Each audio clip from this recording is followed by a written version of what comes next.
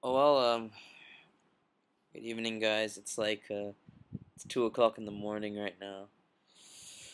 I just finished watching all the Barclays Premier League matches except the Everton Fulham one, which I will cover some other time. But for now, I think I watched most of the ones and the big ones that happened today. This is Saturday, by the way. By the way, I'm sorry I have not been reviewing a lot of videos. I have not been doing a lot of videos recently because I've been busy. I've had some personal shit going on, and time has been an issue for me. So um, I'm also still trying to work the thing on YouTube, but it's not happening at the moment. So that's been a bit of an issue too.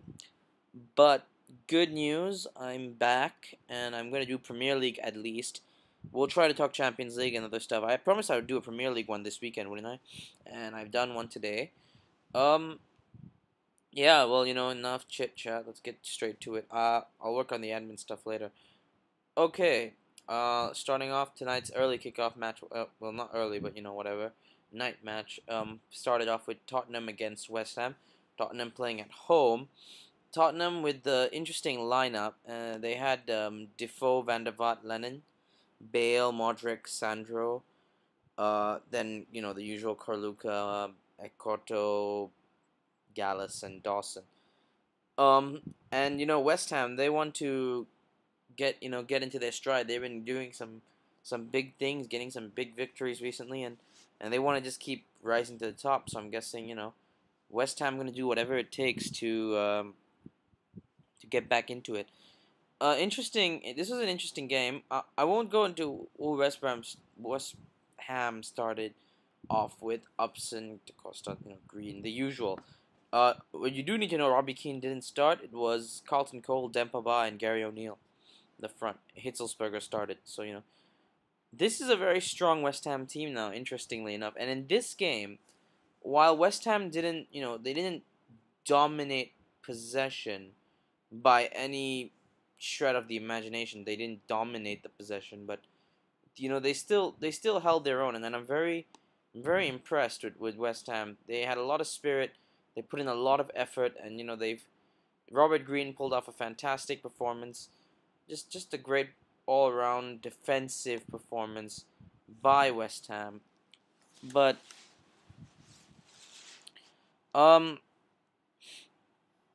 it wasn't enough to get a goal, and Spurs, they just blew their chances. Again, Spurs, no finishers. I mean, you have no finishers, you're not gonna score, and this is what's gonna happen. I'm interested to see where the rest of the season is gonna take the Spurs, though, because it's gonna be a long end. We only have like 9 games left, so see where they go. I mean, they're faltering a bit. They got some important Champions League ties coming up too, so it's gonna be a tough, end. But ended 0-0. No one scored. Spurs had better chances. Should have finished it. They didn't finish it.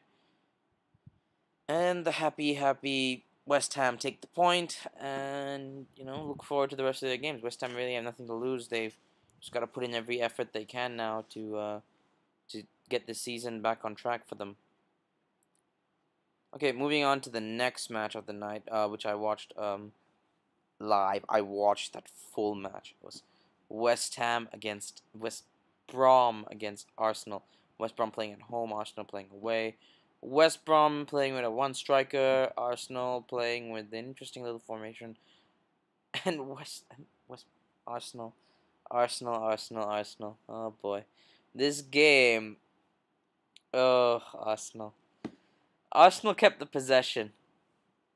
Interestingly enough, Arsenal did keep the possession, but the first goal came from a header from what's the boy's name? What's his name again? Yeah, well, the first goal came from a header, from a corner kick, and it was headed in. It was a good header, but just Arsenal, Stephen Reed. That's right. Stephen Reed scored the header, and all I can say is it's like a horror show watching Arsenal defend. It's just no marking in the penalty area. Steven Reid had so much of time and space to head that ball in. And for a team that's fighting for the title, this is quite disappointing because I was expecting much more from Arsenal. And Steven Reid scored the header, and it was just 1-0 in the 3rd minute of the game. It's shocking. Then the game progressed and progressed, and Arsenal, the usual song and dance and whatever, but they didn't score as usual. So then came the moment when it it was 1-0, I think, in the first half. It ended that way, and then in the second half, out of nowhere, Almunia comes forward, and when Almunia came forward, Almunia runs towards the ball, and the defender comes in, and I have no idea what Arsenal's defenders are doing, and Almunia just comes there, and they're just stuck with each other, and Odom Wingy just scores. It's just that easy. Is this the Premier League, or is this some other thing? 'Cause I don't understand. The defending was awful. Arsenal deserved to go 2-0 down at that point in the time, and you look at it. If you defend like that, what did you expect? What were you expecting to win the game? I don't know. But then Arsenal came back. Arshavin, who was probably one of Arsenal's best players on this particular day, scored a fantastic goal, as we know he can. And Andre Arshavin, he's used to scoring goals, and he's a great player. There's no doubt about it. Arshavin's the real deal as far as players go, and he deservedly scored on this night.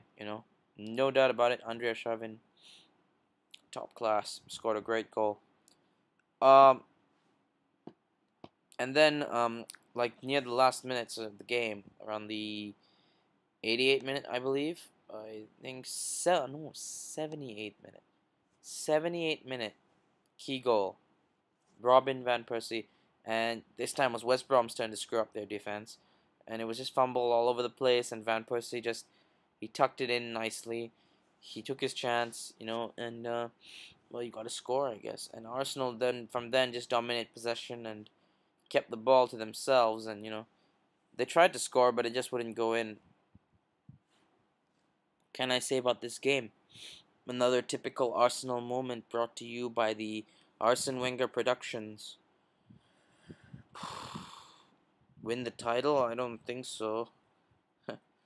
I mean, Arsenal. I love Arsenal's play, how they build up, how they they play football, but I just don't like. I just don't like this complacency Arsenal have. It's just they get so close to it and then they just throw it away. And it's just been shown on so many levels how much Arsenal just throw things away recently. It's insanity. It's just not right. Especially with all the quality they have. They have so many great players, and I don't know, I think Arsenal need that leadership quality and that defensive presence.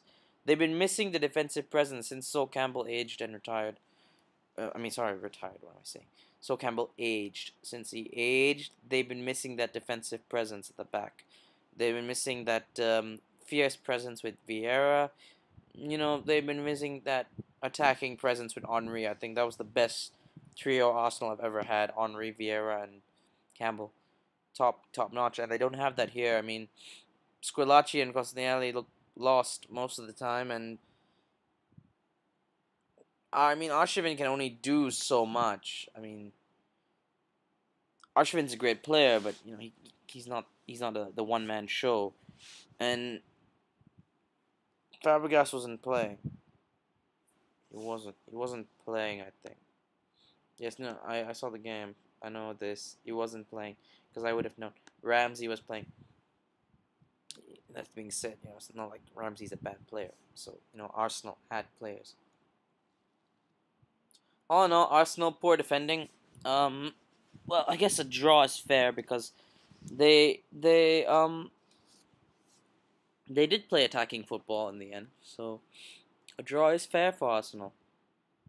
I think it's fair for them because should have scored a couple of times, didn't score. So finally getting 2 goals, I think that's good. Arsenal with a good draw. Okay, I'm actually going to do this in parts. Okay, this is gonna be part 1. Got a couple of parts because this is a 10-minute video. So yeah, give me till part 2, eh?